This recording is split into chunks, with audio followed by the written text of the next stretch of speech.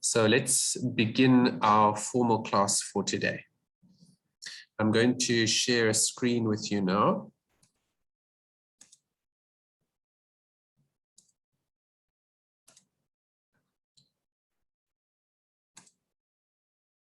Can you all see the PowerPoint screen? Yes. Okay.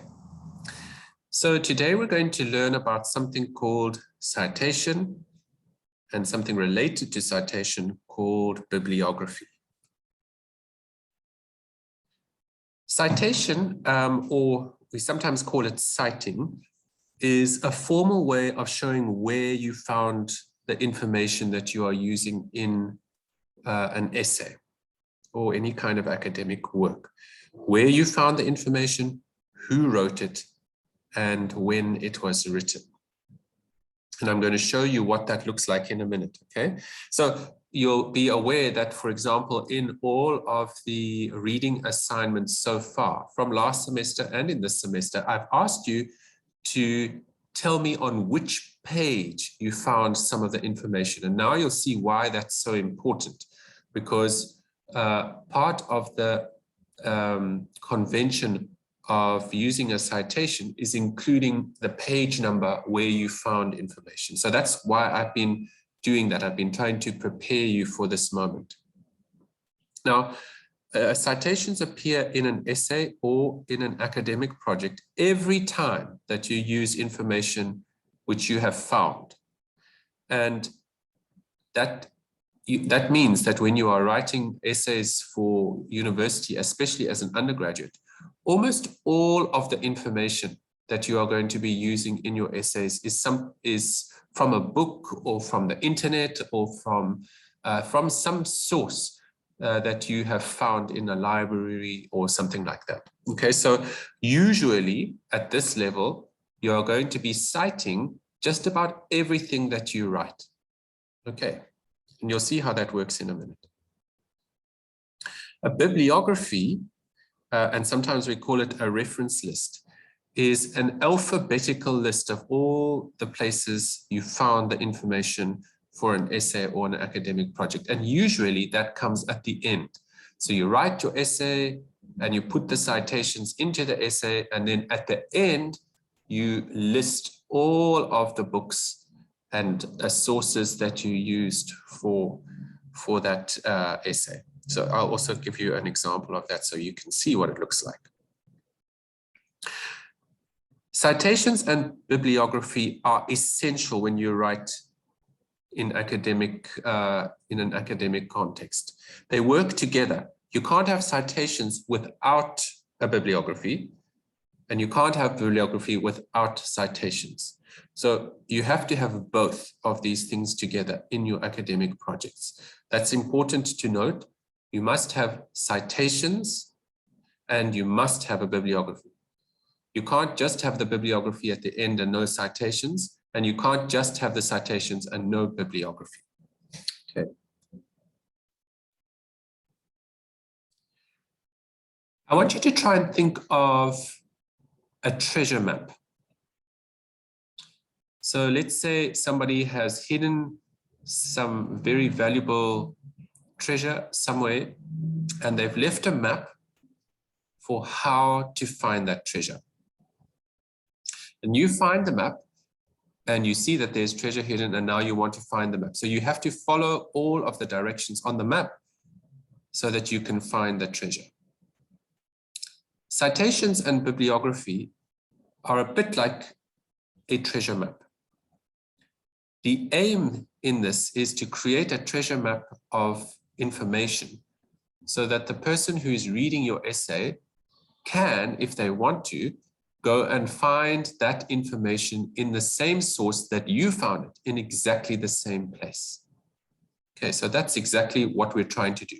We're trying to show whoever is reading our work that we have read particular articles or books or websites, and we are now showing them exactly how and where we found those things. Now, you might have heard of this word plagiarism. And at university, we use this word a lot.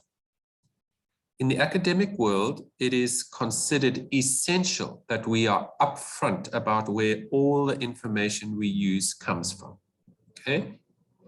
Now, sometimes in the real world, outside of academia, people like to take something from the internet or take it from a book and they put it in their own writing without telling people where it comes from. And the people who read that then think that you wrote it, that it's your own, that those things are your own words, okay?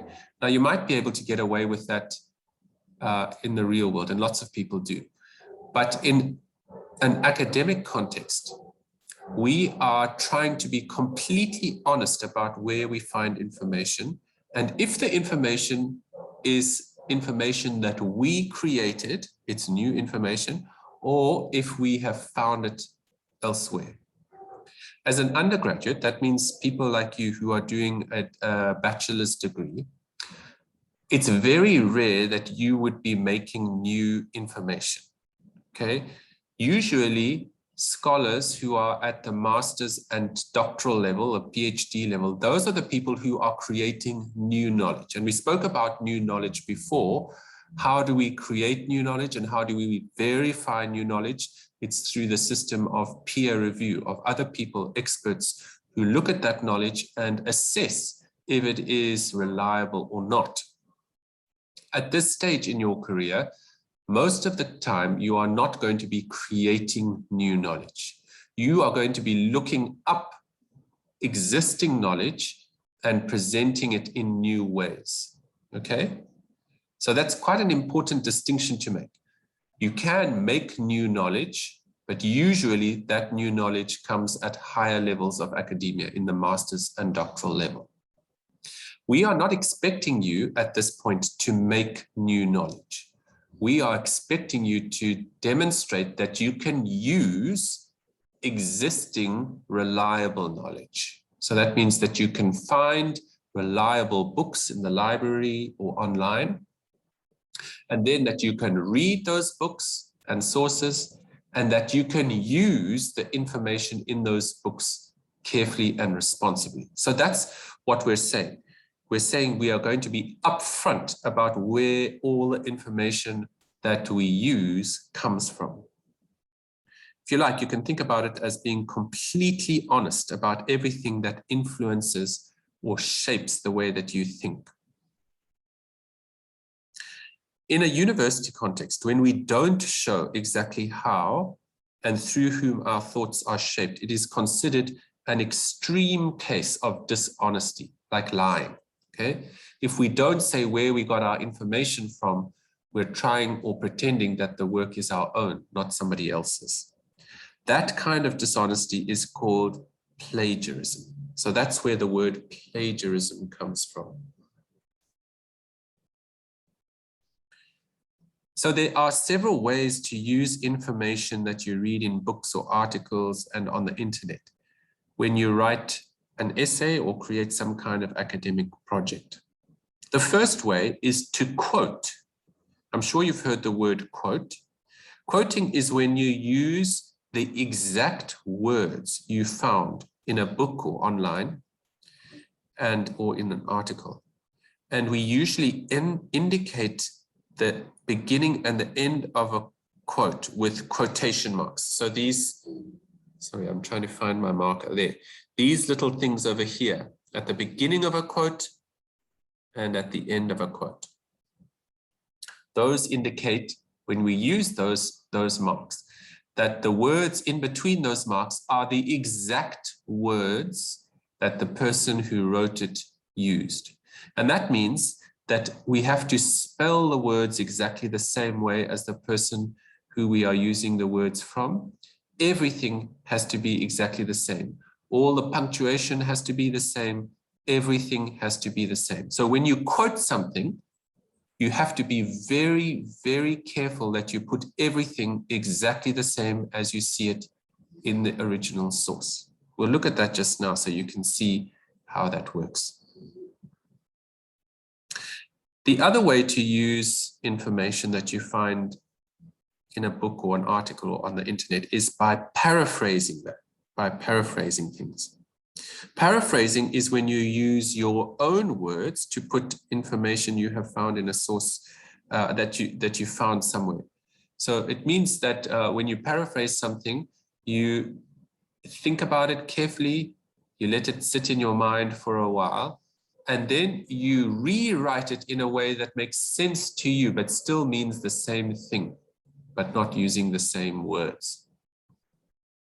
Okay, that takes time to get used to, and we'll do some exercises during this semester to help you to get used to doing paraphrasing, putting things in your own words. So here's an important thing. Changing one or two words from a quote does not make it a paraphrase. A paraphrase is a complete rewording of an original thought in your own style of language and with your own vocabulary. So I want you to think about this carefully.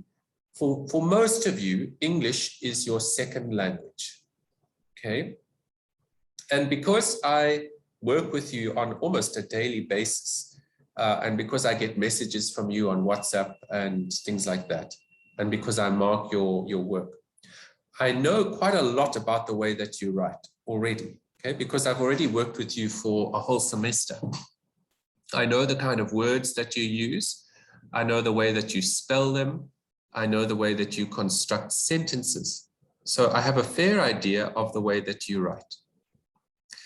If you suddenly produced an essay for me that was written in the most beautiful English with very, very long words that are even difficult for me to understand, I would already be a bit suspicious because it is highly unlikely that you wrote that, okay?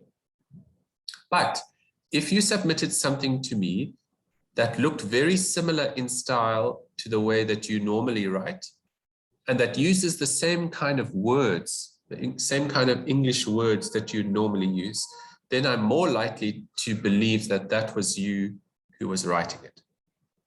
I want to show you something that students often do at university. So just hang on a second, I'm going to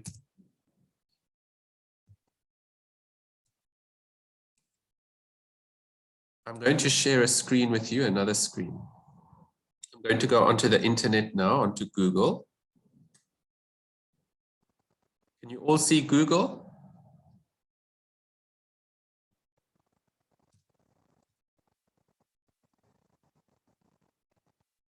And I'm going to look up Estratamia.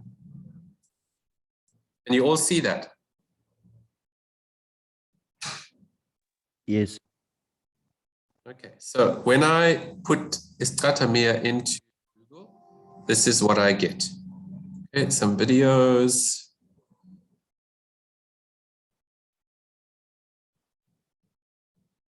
And then I get this, a Wikipedia article. So people go into Wikipedia and there they find a whole lot about Estratamia. See, there's all sorts here. Okay. Then this is what they like to do. They come here and they select all of that. Then they copy it. Okay. So they do this. Copy. All right. Let me stop sharing that for a minute. And then they go into a new Word document. Okay. So I've opened up a Word document and I'm going to share it with you now. And they paste, let's just paste everything here. They paste all of that they found on Wikipedia into their project, okay? And then they just leave it like that. Then they think, okay, I want to make this a paraphrase. Or I want it to look like a paraphrase. So I'm going to change one or two words. So they go to this word over here, leader. Okay, and they left click on it, right click on it, sorry, and they go to this thing called synonyms, and they choose one of these. Okay, let's see, trailblazer. Okay, then they go to another one, founder. Okay, let's change that word. And they right click and they say synonyms, and then they change, let's see, originator, and they put it there, and they keep doing this all the way through. So let's say technique.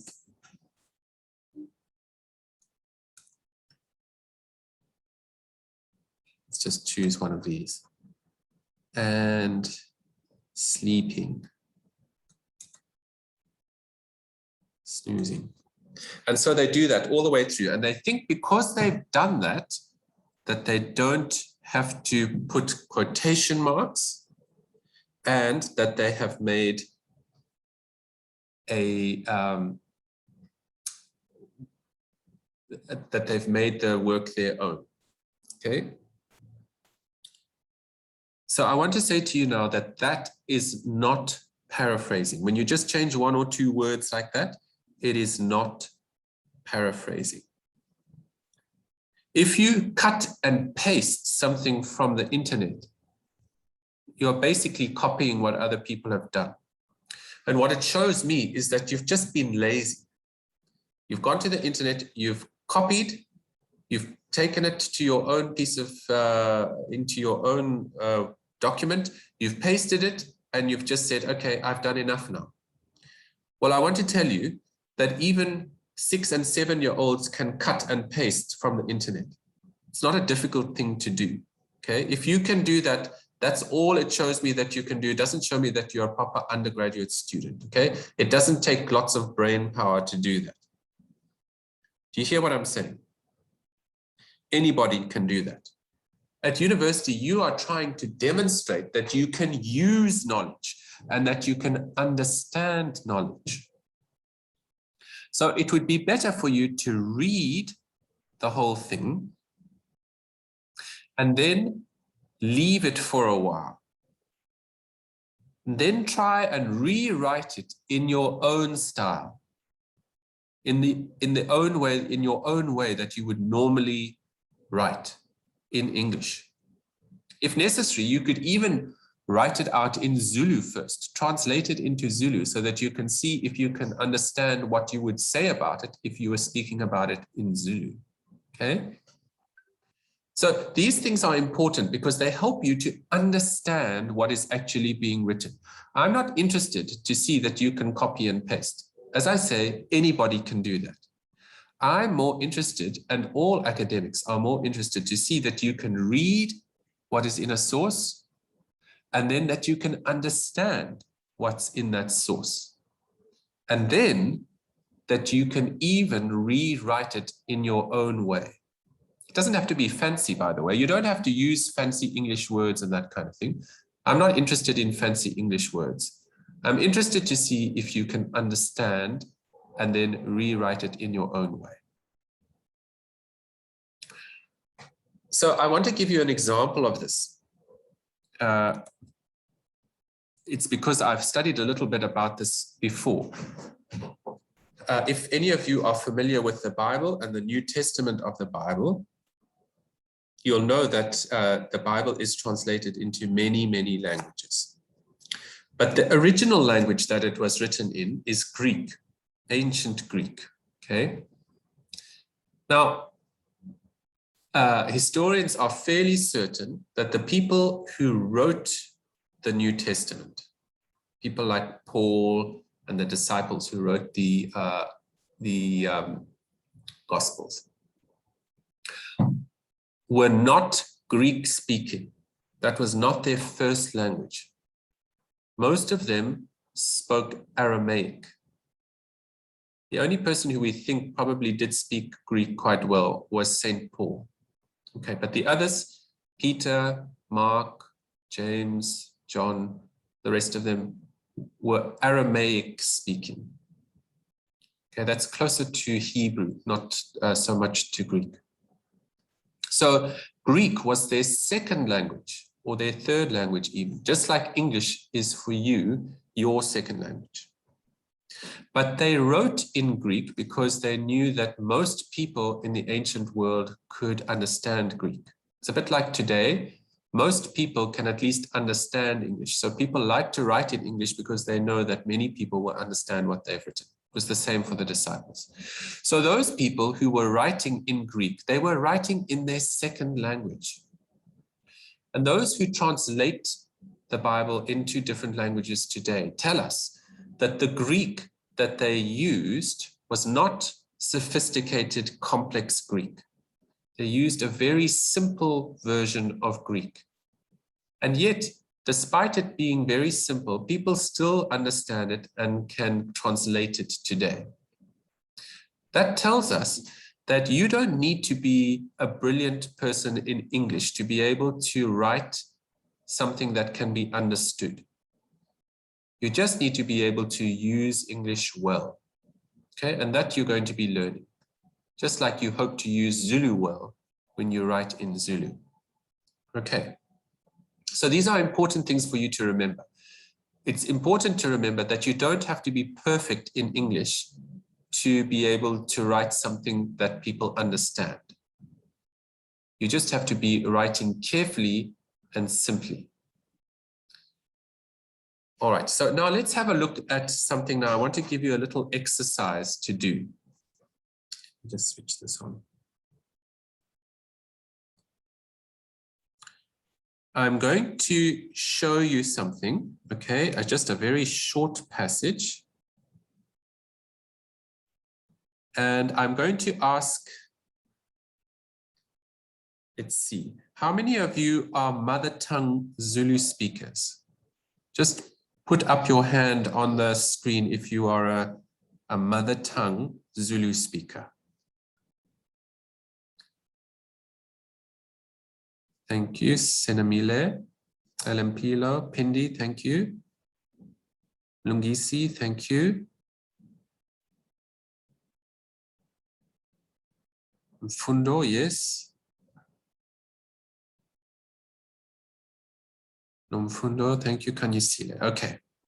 Now, we're going to do a little exercise now. I'm going to show you a screen. And I'm going to choose two people now. Do you see this bit here that I've highlighted?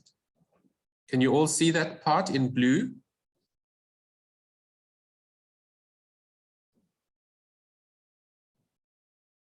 Can everybody see the blue section?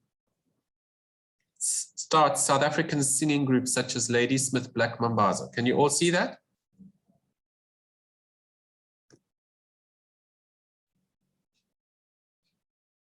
Yes? Okay. Now, I'm going to ask two of you to spend 2 minutes thinking about how you would say this in Zulu. So you're going to translate it for me into Zulu. Let me choose two people.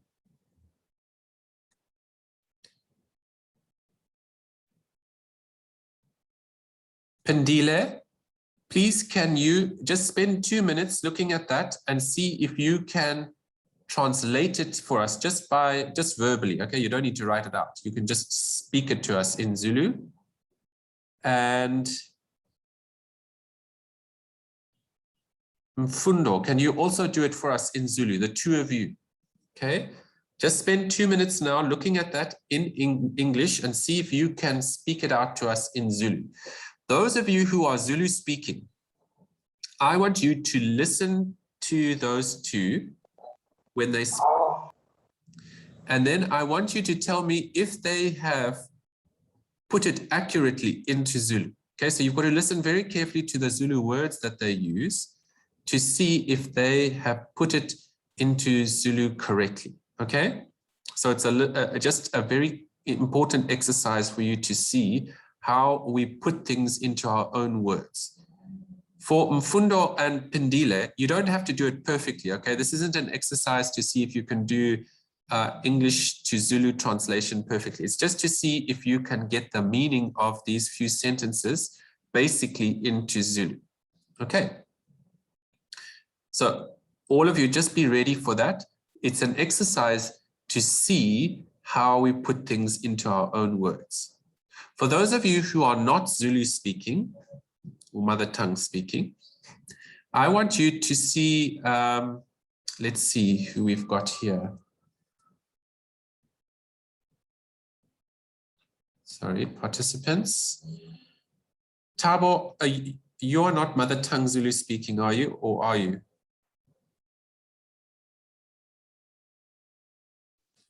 No, sir. What is your home language? Xhosa. Xhosa. Can you see if you can try and put that into Xhosa for us, please? Tamia, do you speak Afrikaans? No, sir. Do you speak another language besides English? No, it's just English. Just English. Okay. See if you can put that this little bit into your own English words. Okay, sir. Is there anybody else who doesn't speak Zulu here? I think the rest of you are all Zulu speaking, hey?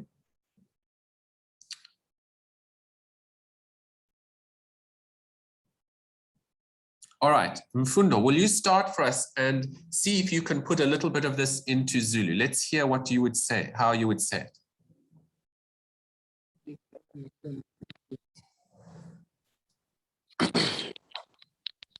Eningizimu Afrika ineqembu eliculayo elaziwa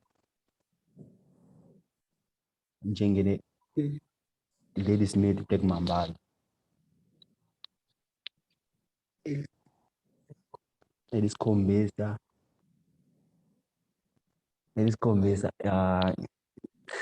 istyle andisi indlela ehlukile yokucula.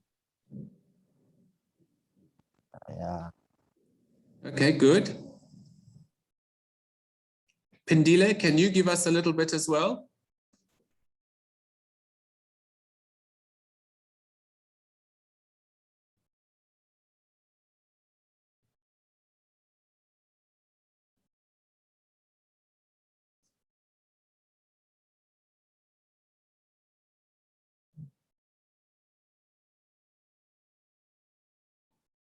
Pindi, are you there?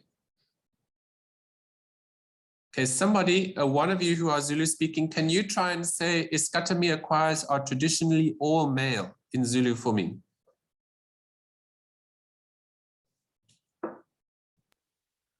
Ingoma isicathamiya ijwayele ukuthi ibe amadoda.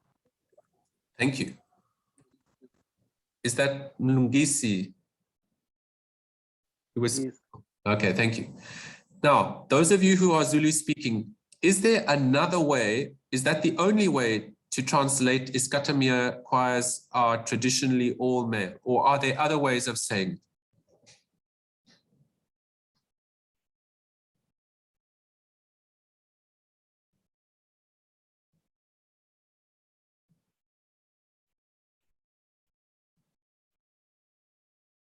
Are there any other ways to say it?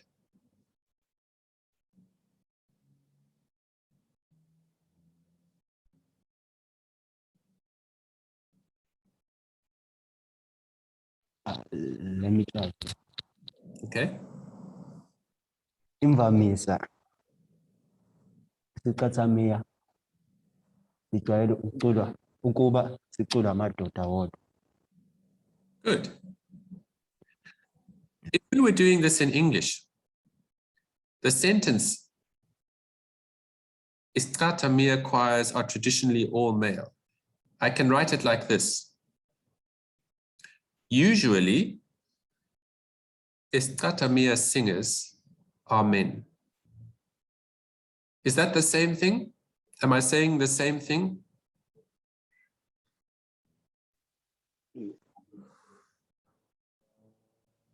Okay, there are many ways to write that one sentence. Okay, and I suspect that in Zulu, there are also several ways that you can say the same thing, but using different words. That is basically what paraphrasing is. It's when we show that we understand the root meaning of everything. What this basically is saying, Isicathamiya choirs are traditionally all male, means basically that everybody who participates is a man. You could also look at it like this. Traditionally, women do not sing in istratamia groups.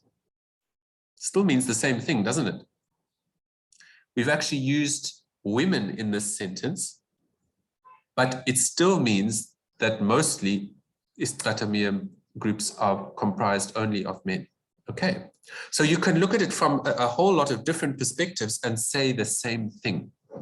But usually, to be able to do that effectively, you need to understand exactly what is being said by the person who originally wrote the piece that you're looking at. That's what paraphrasing is trying to do, to help you to think carefully about the meaning. So you'll remember when we were looking at that article last week, we were trying to work out what the meaning of some of the words was.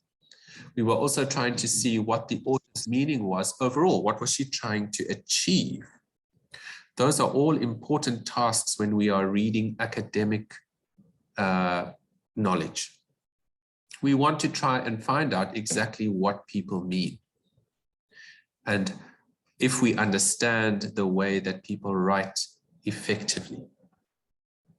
So what my suggestion is when you are reading something that you need to use in an essay, before you write it in your essay, is that you first translate it into your mother tongue.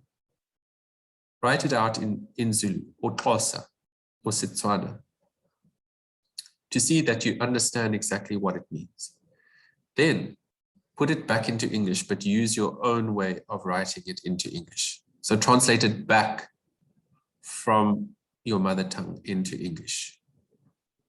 If you take the original document that had the English in it away, you are most likely to produce something that is different from what you had before, but with still the same meaning.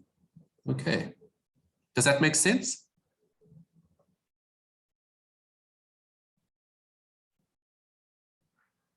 Yes, no, maybe? Okay. So the important thing is when you are paraphrasing, you've still got to show the reader where your information comes from. Okay.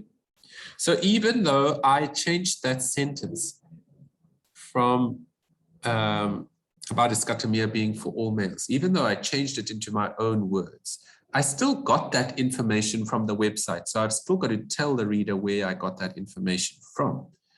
And if you were writing an essay in Zulu and you read the information in English, you'd still need to say where that information came from, even though you've translated it into Zulu. Okay, so the important thing is here that we're always showing where our information comes from. Okay. All right, let's continue. So sometimes students say to me, is it better to quote, that means use the exact same words of the original author, or is it better to paraphrase? Well, paraphrasing shows that you have completely understood the information that you have found and that you can write it in your own way. So it shows that you've been able to put more effort into the whole task and that you've actually taken the effort to make sure that you understand what you're doing. So usually paraphrasing is the way that you show me that you are intelligent enough to work through these things, okay? Now, all of you are intelligent. You wouldn't be in university if you aren't. But many people are just lazy. They just don't want to work hard at these things. But I can assure you that if you do take time to try and understand what you're reading, and if you do take time to make the information come across in your own words, you are more likely to remember that information deeply and to be able to use it effectively outside of just writing an essay. Just think about this. If you wrote an essay by cutting and pasting from the internet, the chances are that once you've submitted that essay, you won't remember anything from it because all you did was cut and paste. You didn't even read properly. But if you take time to read through everything carefully, and if you make notes about it, and if you put it in your own words, then your mind has had to work through each of the words to make sure that you understand them. Your mind has had to work to put it in your own words. And you've shown me that you understand all of that. That's a lot of work for your brain to do. And because it's done all of that work, it's more likely to remember that information and to make it part of your own education. So these days, lots of people cut and paste for their essays, and they get away with it. But when they've graduated, they get their degree and they get out into the real world when people believe that because they've got a degree that they can do all of these things with their brain. Yet they haven't practiced doing it at university, so they can't actually do it. When it's expected of them in the real world, they can't do it. And then they don't get a job because of that. What we're trying to equip you with is these skills of using your brain so that when you go into a job interview, the people who are interviewing you can see that your brain is working, that you've used your brain carefully and intellectually at university, and therefore you have a stronger chance of getting employment. Okay, so this is a very, very important task and skill to learn. When should you use a quote? You use a quote when you want to show something important about the way that the information was written. So let's say you are doing an analysis of something that somebody has written. Let's say you are analyzing the text of a pop song, and you want to say something about the lyrics of that pop song. Then you can quote exactly those words from the lyrics of the pop song and put them in quotation marks. And then you say, do you see the way that this person has written this sentence or whatever? This tells us this and that and that. Or do you see the words that this person has used? Or do you see how these words rhyme with each other? That's when you're going to use a quote. Okay. Just remember that quotes and paraphrases must be cited. So if it's the exact words that you are using, they must be cited. If it's a paraphrase, it must still be cited. All right, let's have a look at what a citation actually looks like. So let's say you have written a sentence and you now want to cite it. So you found something in a book and you want to cite it and tell me exactly where it comes from. To do that, you need to put the author's surname, the year in which that source was published, and then the exact page number where it comes from. So I'm going to show you now on the screen a real citation. Can you all see that sentence with the little thing that says Colenso 1967 with a colon and then a 2? Can you all see that? Okay, do you see that it comes after a sentence there? See that? Okay, that is a citation. And you'll see here's another one right over there. Okay, you see at the end of that sentence at the top there, it says Colenso 1967, page 68. That means that that sentence comes from a book by somebody called Colenso, which was published in 1967, and it comes exactly on page 68. Okay, so as I said before, it's a bit like a treasure map. Now, the one that I've just showed you has a colon where I have a comma. Now, if you look at the screen now, you'll see what I've just shared. You'll see there's the surname, there's the date, and then I use a comma, okay? You can use a comma here, or you can use a colon. Those are the two dots. And then the page number. And they come in between the brackets, okay? It always comes at the end of the sentence. just like you saw in that example. Okay. Let's have a look at another example here. I just want to find one for you.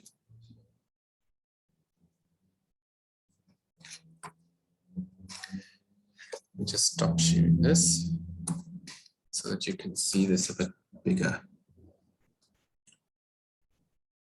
Can you see the one there that says Mostert 1993, page 455? And you see that it's at the end of that sentence there. Okay, that means that the information in that sentence comes from a book by somebody called Mostert. It was published in 1993, and it comes on page 455. What I want to also point out here is interesting because this is a combination of a quote and a paraphrase. If you look at the halfway through the sentence on the word was on, do you see that was on? You'll see that just before was is the opening of a quote, and it goes along that sentence and into the next line until it gets to the word forgiven, and then it's closed there. Do you see that?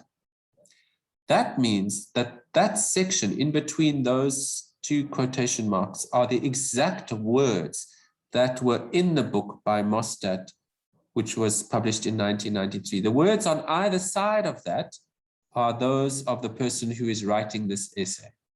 Okay, so this person has used a quote and paraphrase in the same sentence. You can do that. Usually what happens though is that you either paraphrase the whole thing or you quote the whole thing. Okay, are you with me so far?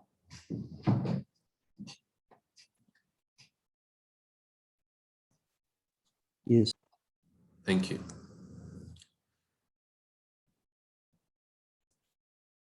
All right, here is an example now of citing information. And this comes from an essay that a student actually submitted for me a couple of years ago.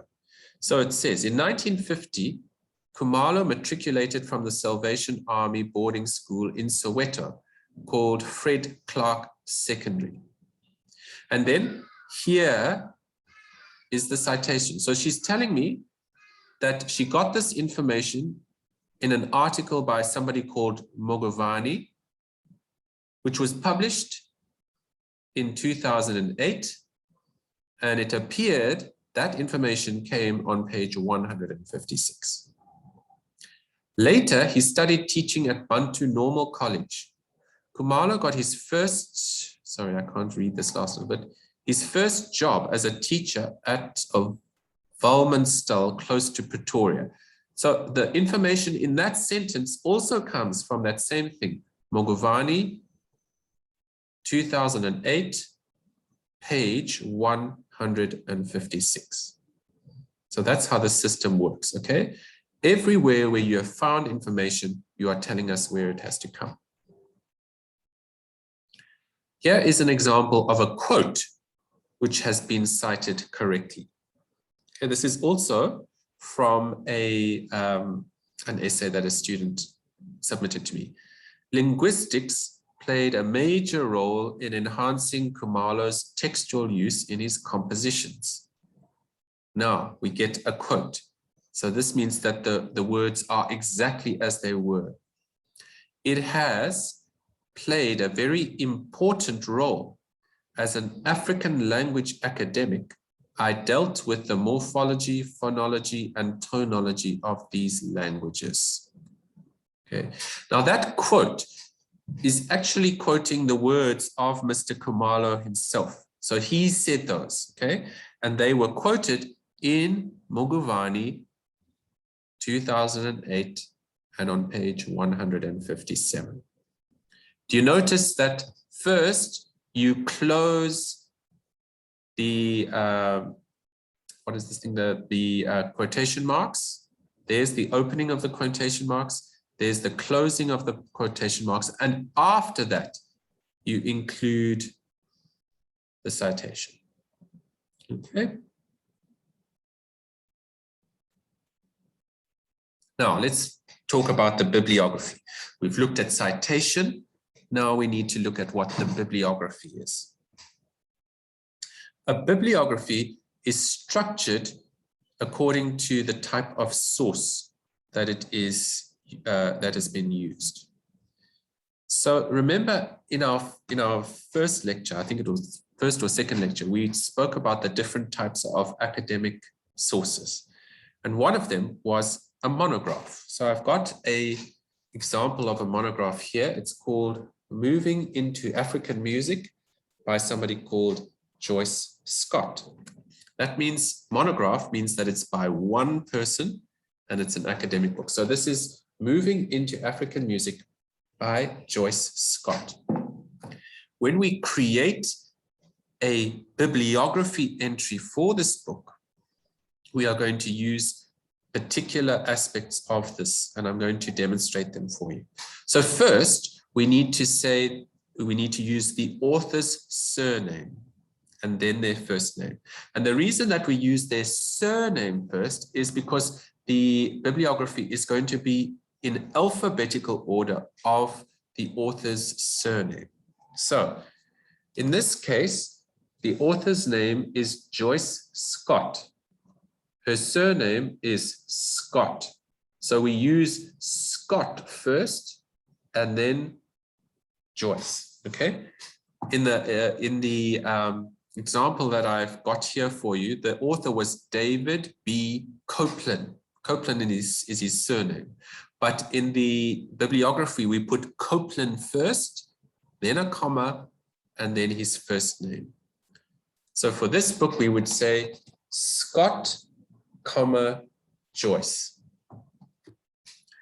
If there are two authors, then you first put the first author's surname and their name, and you write the word and then you put the other person's name as you normally would, with their first name and their second name after that. Okay, so it's just the first author who you list with the surname first. Then we put the year of the publication. Now, when you look at a book like this, it doesn't usually have the year of publication on the front or even on the spine. Okay, we've got to look inside the book to find out when it was published. And it's usually on the inside cover. You'll see there, Moving into African Music, copyright November 2009. So that tells us when it was published, 2009. You have to open up the book to find that. After that, you put the full title and the subtitle in italics. I think we've spoken about what italics is. Usually text is written straight like this, but italics is when it's just slanted a little bit, okay? And all of the words in the title are capitalized, except words like and, for, and in, okay? I'm going to show you how to do that in a minute. There's a fancy little app that you can use, which will show you how to do that. After the title and publication details, you put the city and the publisher. So again, we have to go inside the book to find this. And on the front page, we see that the publisher is Pretext and they are situated in Cape Town. So here's the full example. Copeland is the guy's surname. David is his first name. The book was published in 1985, so that's in brackets, and then we put a full stop. Then we have the title of the book in italics, the city where it was published, and the publisher. I'm going to do the example that we've just been looking at now for you so that you can see how we would do that one. So let me just share the screen with you. So the author's name was Joyce Scott. So we have to write Scott, sorry, let me just get this here. Scott, Joyce. All right. This is the surname, comma, that's her first name. Then we have the brackets, and we look for the date of publication. Remember, I showed you, if you open up the page, you look inside and you see copyright November 2009. We don't need to write the month, just the year. Then we put a full stop. Now we have to put the things in italics. So if you go up here and you press italics, and we look for the title. The title of the book is Moving into African Music. Moving into African Music. We put a full stop after that. Okay. Then we need to find where the book was published and who published it. So the book was published in Cape Town by the publisher's pretext. So we write Cape Town and the publisher pretext. We put a full stop. That is the correct way to put an entry for a bibliography.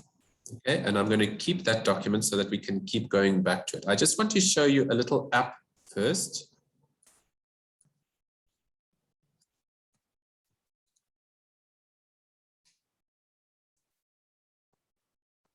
All right, let me show you this page here. Let's just stop sharing that. I'm going to share a screen with you, which I think you will find very helpful.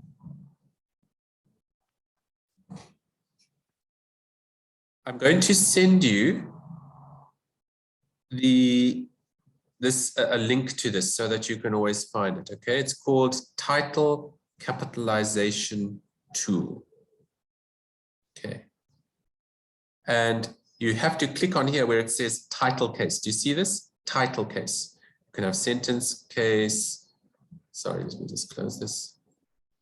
Or uppercase, lowercase, first letter, and so on. But we want title case. So you click on that and look here. If I just write, moving into African music, and I don't put any capitals, I've just typed it in without any capital letters, it automatically tells me which letters need to be capitalized. Moving African music, those ones need to be capitalized. See, it's a very simple little thing which is helpful. Let's choose another title so that you can see how it works. I've got another book here which is called Baroque Music Today, Music as Speech. So if I write that in here, Baroque Music Today, Music as Speech.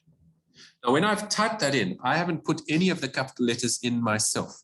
It's automatically done it for me there so that I can see which ones have to be capitalized and which ones don't. Do you see that this word as in title case comes out with a small letter?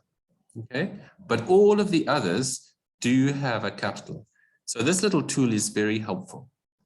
I'm going to cut and paste this little thing for you onto the group so that you can use it when you are doing your own bibliography. So I'm putting that in there for you now. It's going through for you. Okay. Right. So there's the title thing. Let's have a look now at some more examples. Sorry. I'm going to share the screen with you again.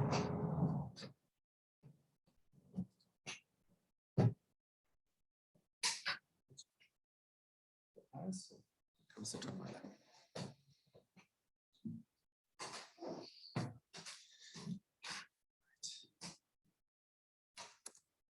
Sorry, I've shared the wrong screen with you.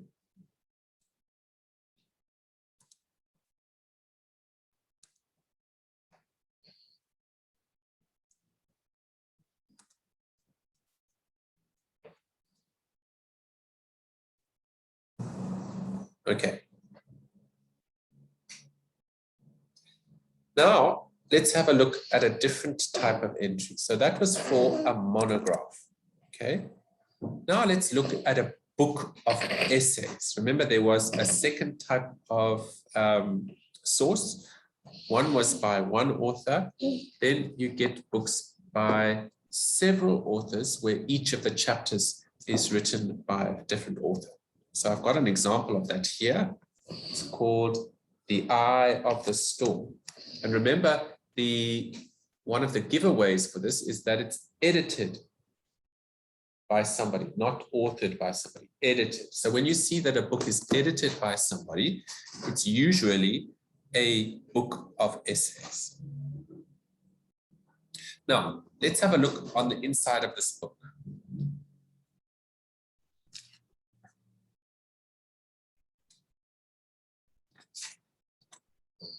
Okay. Let's have a look at the titles there. You'll see that above each of the titles is the name of the person who wrote each of the chapters, okay? So let's use one of those chapters as an example.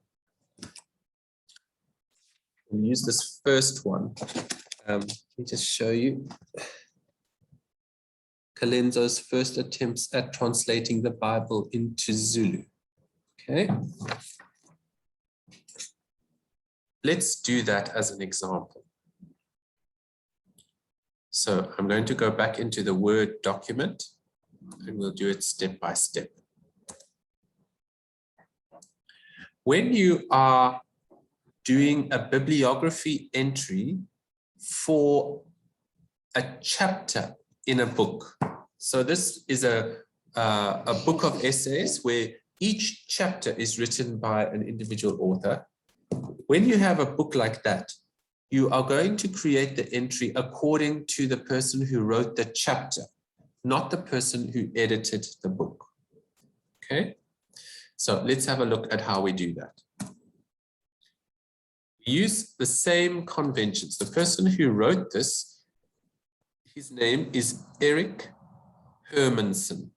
Hermanson is his surname. So we write Hermanson. That's his surname. Then we put comma. Eric A. Now, we have to look for the date of the publication of the book. So we look at the book again. Here's the book. We have to go inside the book to find where this is. And we look on this page here with all of the information here, and it says first published in 2003. So we write 2003, full stop. Remember that you always have the date in brackets, and then after the brackets, a full stop. Do you see that I also put a full stop here? Okay. That's to indicate that this person's name, they've got a second name and they don't list that name. So we don't know what that name is. But to indicate that we know what the first name is, we put A and a full stop. Okay, but we put another full stop here. Now we put the title of the article. And this is where it's different from a normal book. We have to put it in these quotation marks. So we open the quotation marks and we look for the title. And the title is, sorry, lost it briefly. Kalenzo's first attempt at Bible translation in Zulu. We're going to go to that app again, and I'll type it in to see how it comes out. Okay. So let's stop sharing this and put the app up for you. Right. So Kalenzo's first attempts at Bible translation in Zulu. Okay, again, I didn't type anything there in using capital letters. The capital letters have come out on their own. Okay, and we're going to copy that and paste it into our Word document. Let me just share the Word document with you now.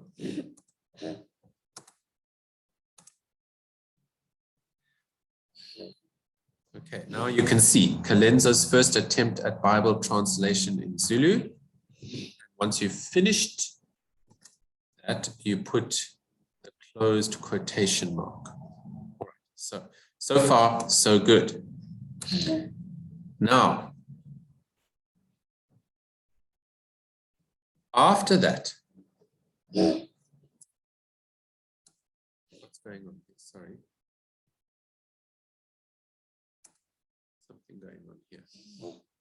After that, you write in, the word in, like that. Okay, in, because it's in a book. Okay, so we're going to look inside the book, and now we put the name of the actual book itself. So here's the name of the book. Remember, we were working with the name of the chapter. Now we are working with the name of the book. So it's called The Eye of the Storm, and we have to put the title of the book in italics. So I put italics on there. The Eye of the Storm.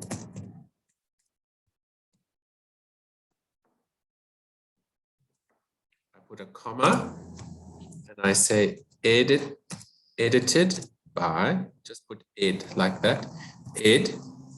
And we see at the bottom here that the editor is Jonathan A. Draper. Jonathan A. Draper. Okay. Remember that you only put the surname first at the very beginning for the first person who wrote. Okay, not for the other people in the bibliography. Now we need to look for the place of publication and the publisher. So we look inside the book and we see published by Cluster Publications in Pietermaritzburg. So we write here Pietermaritzburg and Cluster. Stop. Okay, so let's have a look at the difference between the two. The first one is just by a single author, a monograph. We just have the surname, the name, the date, the title in italics, the place of publication, and the publishers. When you are working with a book of essays, you give the surname of the person who wrote the essay, then their first name, then the year, okay? Then the title, but it must be in quotation marks. Then you write the word in, and you give us the title of the whole book. In this case, it was The Eye of the Storm. Let's put that there, The Eye of the Storm. Then we have a comma, edited by Jonathan A. Draper. Full stop. Place of publication and the publisher. Okay. Now, you're probably thinking this is such a lot to remember. There's such tiny little details and everything like that. Don't worry. We're going to practice all of these things so that you get used to doing it. Okay, it takes practice, but we'll do all of those things so that you can get used to doing this on your own. Now, I'm just going to show you one more type of bibliographic entry.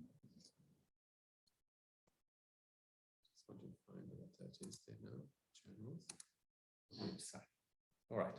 Let's say that you now are wanting to look at a website and you found some information on a website and you want to make a bibliographic entry. So let's go and look at a proper website and find something there where we can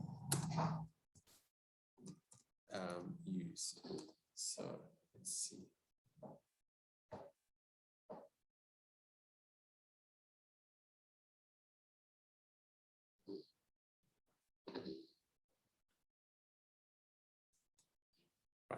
I'm going to share a screen with you now.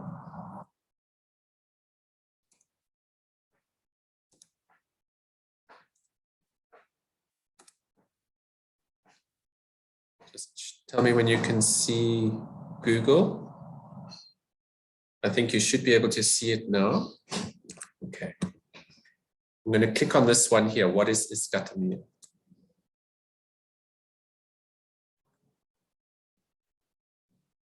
Okay. So there we have the article. And look, guess what? There we have the person who wrote it. And this is the date that it was put online. Okay. So we've got everything that we need. There's the whole article. All right. So this is how you cite a website, or you create a bibliography for it. I'm going to go now to share another screen. Let's go to our Word document.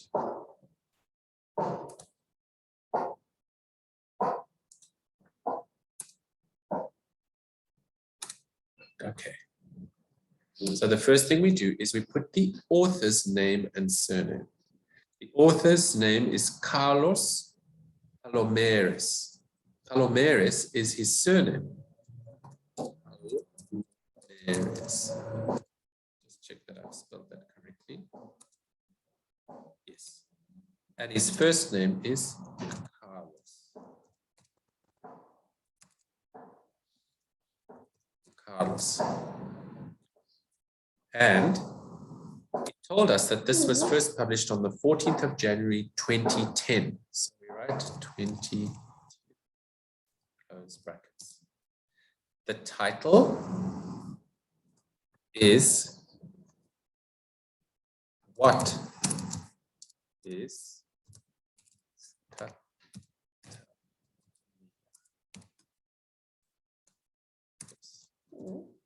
Okay. Then we put comma. Then we go, and I have to show you this on the screen. Sorry, we're going to show you the web page again.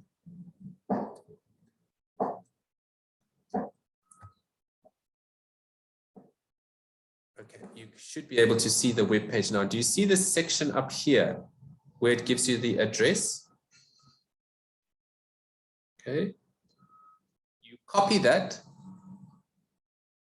So you select it and you say copy, and then you go back into your Word document. So let me stop sharing this and share the Word document. So share.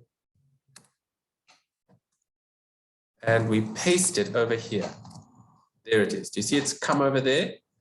And then we put in brackets, accessed. The date today is the 8th of September 2021, full stop. So let's have a look at the details here. First, we have the person who wrote it. Then we have the date. Then we have the title.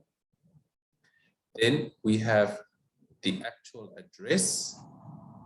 And then in brackets, accessed on the 8th of September 2021. Who can tell me why they think we have to put this access date? Why do you think we have to put that access date there?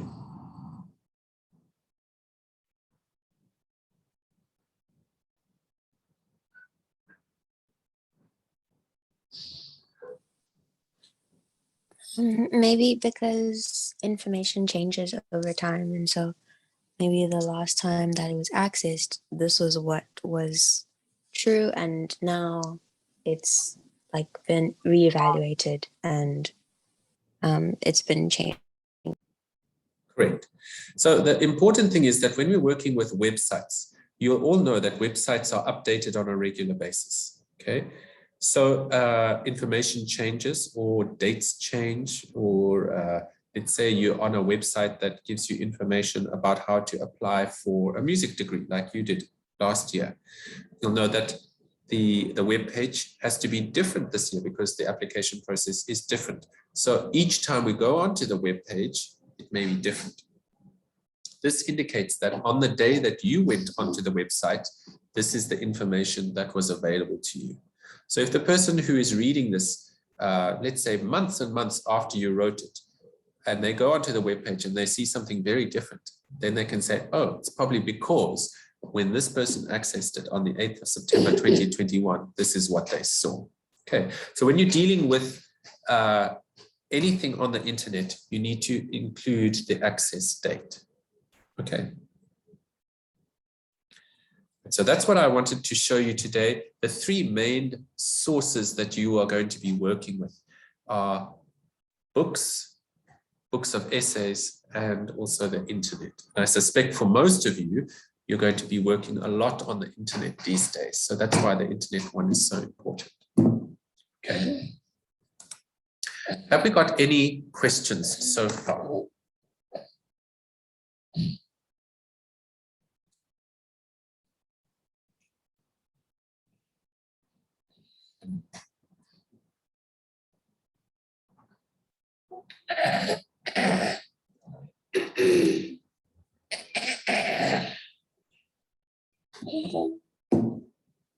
No questions. Okay. So in the weeks to come, we are going to be practicing both citation and bibliography, because later in the semester, you actually have a bibliography project where you have to make your own bibliography for Citation. So you're going to have to go and look for sources on your own through the library website and through the internet. And then you're going to have to create the bibliography from scratch. Okay. So you'll get practice with this, and we will do some more of these things in class as we go along. Okay. That's all that I would like to do today. I've been recording this, so I'll post this up on the Moodle page if you want to access it and watch it again. Okay. Thank you for your time, everybody. And I hope that you. Thank you, sir. A pleasure.